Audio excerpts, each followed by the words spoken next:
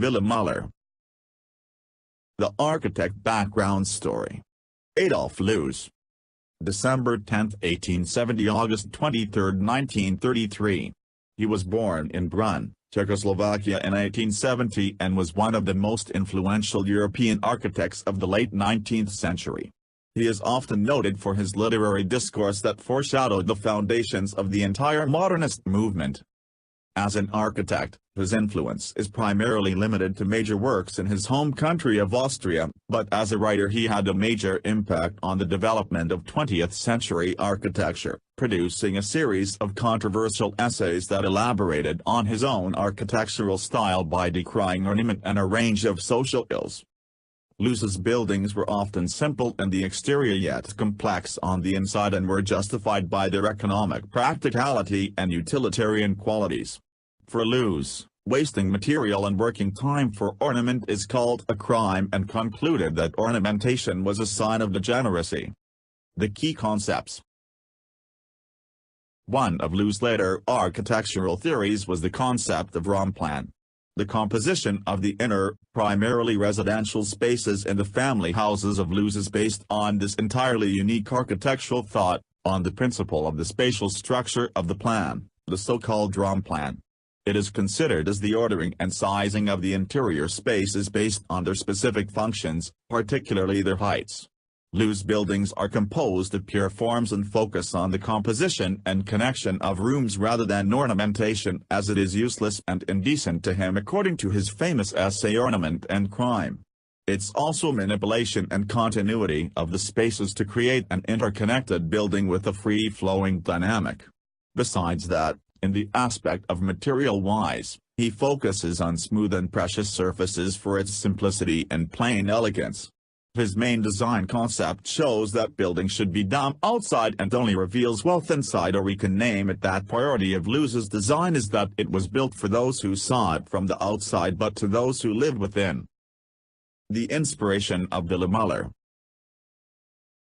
According to Loos' inspiration, Villa Muller was strongly influenced by the design of the Rufer House, albeit he considered the construction of the Rufer House with its single middle column as inapplicable for the Villa Muller. As well, he adopted the main aspects of the Rufer House as there are the overall arrangement of utilization of rooms, the roof terrace and the central representative stair. Design of Villa Muller. The exterior of Villa Muller is distinguished by its cubic shape, with flat roof and terraces, irregular windows and clean white facade, a volume-drilled plain bare necessities where domestic requirements need to protect what's inside. While the interior of Villa Muller is a strong contrast staged between the simple, almost hermetic facade and the rich and complex interiors. The distribution is based on the principle of the Raumplan, spatial plan.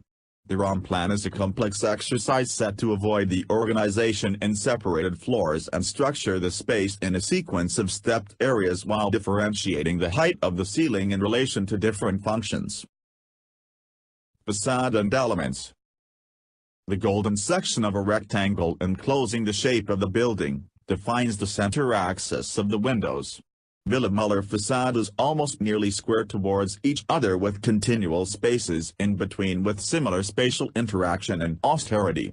The arrangement of the windows and their combination to a geometrically similar rectangle clarifies the form of the facade and due to the principle of similarity will give the facade a more consistent appearance with a clear disjunction from the roof story facade. 1 of North facade. As for north facade, it is similar to the other facade as mentioned, yet it's still supported by the similar and nearly square appearance of the visible parts of door windows of the balcony. The only exception is the great hall with 3 windows on the north facade. South facade.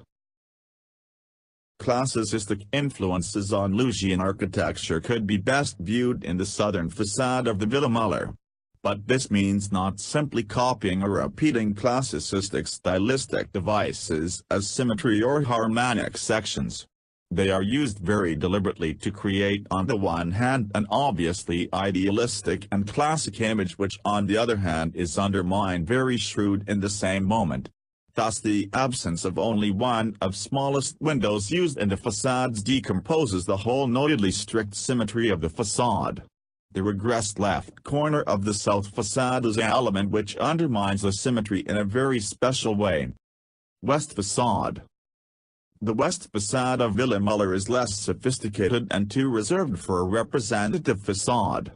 As for the shape of the roof, it follows roughly the slope of the terrain. East facade.